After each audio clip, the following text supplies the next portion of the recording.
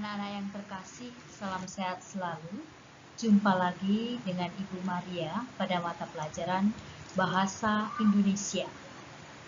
Kali ini kita akan mempelajari tentang struktur dan kaidah kebahasaan dari teks eksplanasi.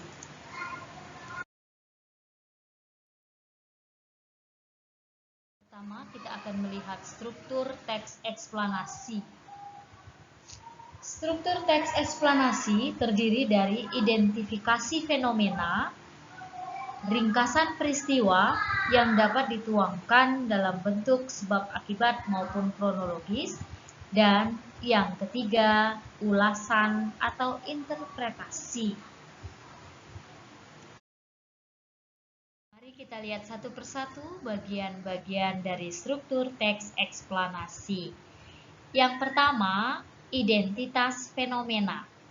Pada bagian identitas ini berisi tentang penjelasan umum fenomena yang akan dibahas.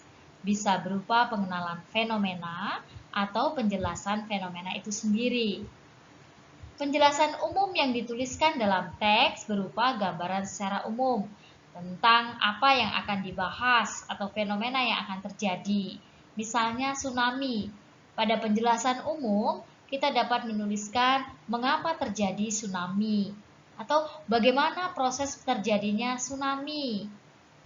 Nah, pada contoh, kalian bisa membaca tsunami dapat terjadi bila terdapat patahan pada dasar laut sehingga mengakibatkan terjadinya gelombang air laut yang dahsyat. Nah, ini merupakan gambaran bagaimana terjadi atau proses peristiwa tsunami. Bagian yang kedua terdiri dari ringkasan peristiwa. Pada ringkasan peristiwa, kita dapat menuangkannya dalam bentuk sebab akibat maupun kronologis. Pada bagian ini berisi tentang penjelasan mengenai terjadinya fenomena yang disajikan secara urut atau bertahap dari yang paling awal sampai akhir. Mari kita baca bersama-sama contoh yang sudah tertulis. Pada proses terjadinya hujan dimulai dari penguapan air laut oleh sinar matahari. Kemudian, uap air tersebut dibawa angin sampai ke tempat tinggi, sehingga kumpulan uap air tersebut semakin berat. Selanjutnya, turun menjadi titik-titik air yang kita sebut hujan. Ya. Pada teks ini diceritakan bagaimana terjadinya hujan, mulai dari awal hingga akhir. Dan ini merupakan ringkasan peristiwa yang dituangkan dalam bentuk kronologis. Bagian yang terakhir dari struktur yaitu ulasan atau sering disebut dengan interpretasi. Pada bagian ini berisi tentang kesimpulan dari topik yang telah kita jelaskan. Contoh, setelah mengetahui proses terjadinya hujan, maka kita dapat memberikan sebuah kesimpulan bahwa banyak faktor yang mempengaruhi proses tersebut, di antaranya sinar matahari dan udara. Ya, tadi di atas sudah kita ketahui bahwa sinar matahari membantu penguapan dan udara membantu terbawanya uap air itu ke atas ke tempat yang tinggi sehingga terjadi proses kondensasi dan membuat uap air itu menjadi berat dan akhirnya turun menjadi titik-titik hujan. Setelah kita mengetahui struktur teks eksplanasi, sekarang kita akan melihat kaidah kebahasaan yang digunakan dalam teks eksplanasi. Kaidah yang pertama, teks eksplanasi menggunakan konjungsi kausalitas, antara lain sebab, karena, oleh sebab itu, oleh karena itu, dan sehingga.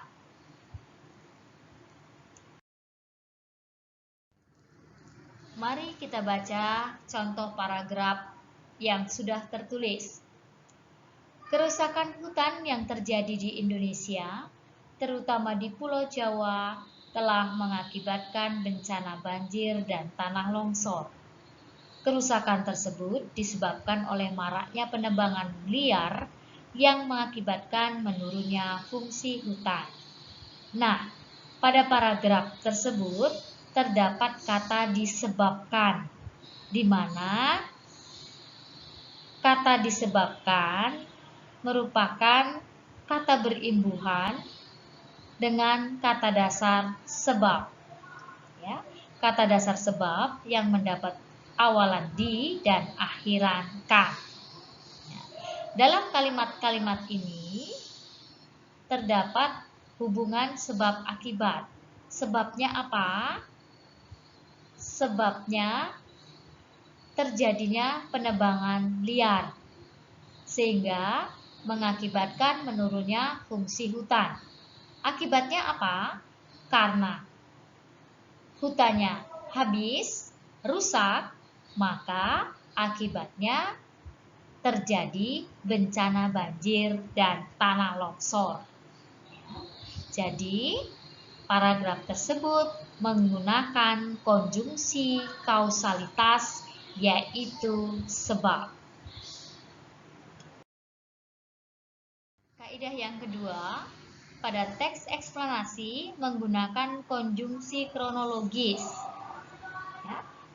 Konjungsi kronologis itu diantaranya seperti lalu, kemudian, setelah itu, pada akhirnya, dan masih banyak lagi konjungsi kronologis yang menyatakan hubungan waktu. Sekarang kita akan melihat contohnya. Pada Kabupaten Bandung berpusat pada daerah Karapiak, tepatnya di tepi Sungai Cikapundung. Dekat muaranya yaitu Sungai Citarum. Nama Karapiak kemudian berganti nama menjadi Citerup. Nama itu menjadi salah satu nama desa di Bandung. Nah, dalam paragraf ini terdapat konjungsi kronologis yaitu kemudian. Jadi jelas ya bahwa dalam teks eksplanasi juga menggunakan konjungsi kronologis, ya, hubungan waktu.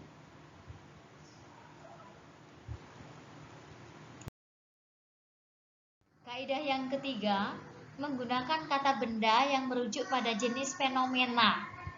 Ya, jadi fenomena apa yang akan kita tulis, yang akan kita bahas, ya, atau yang akan kita telaah.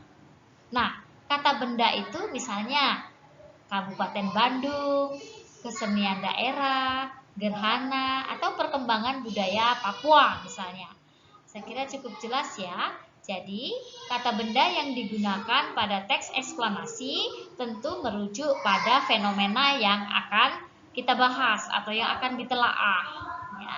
Apakah itu nama kesenian, kemudian jenis peristiwa, atau budaya. Terakhir, pada teks eksplanasi menggunakan kata teknis atau istilah dalam bidang tertentu. Ya. Contoh, pada istilah industri misalnya, kita bisa menjumpai industri pariwisata, kemudian mesin industri, kemudian industri rumah tangga, dan masih banyak lagi istilah-istilah dalam bidang industri. Kalau kita mau membahas tentang fenomena tentang sosial ekonomi, ya tentu kita menggunakan istilah bidang ekonomi, misalnya krisis, uang, ekonomi kreatif, dan sebagainya. Itu kita sesuaikan saja dengan apa yang akan kita telaah atau kita tulis dalam teks eksplanasi. Mari kita perhatikan contoh berikut. Terpuruknya industri pariwisata saat ini ternyata telah mendorong masyarakat pedesaan melirik sektor pertanian. Banyak pemuda atau pasangan muda yang dulu bekerja di kota seperti Denpasar, Sanur, atau Kuta memilih pulang kampung karena krisis ekonomi yang terjadi. Nah, pada paragraf ini terdapat istilah-istilah tertentu. Yang pertama, industri pariwisata. Ya, ini merupakan istilah bidang industri. Kemudian ada kata sektor pertanian. Ini istilah dalam bidang pertanian. Dan ada krisis ekonomi. Ya, pasti tahu bahwa krisis ekonomi merupakan istilah tertentu dalam bidang ekonomi. Nah, dengan istilah-istilah tersebut, kita bisa menuliskan secara tepat mana yang akan kita gunakan dalam menulis teks eksplanasi, atau kita bisa mencari istilah-istilah bidang tertentu jika kita akan menelaah teks eksplanasi. Nah, tentu kalian sudah jelas bukan apa yang menjadi struktur dari teks eksplanasi dan bagian-bagiannya tentunya, kemudian kaidah kebahasaan yang terdapat teks eksplanasi. Terima kasih kalian sudah menyimak dengan baik. Mudah-mudahan apa yang Ibu berikan dapat bermanfaat bagi kalian semua. Sampai jumpa pada topik-topik bahasa selanjutnya.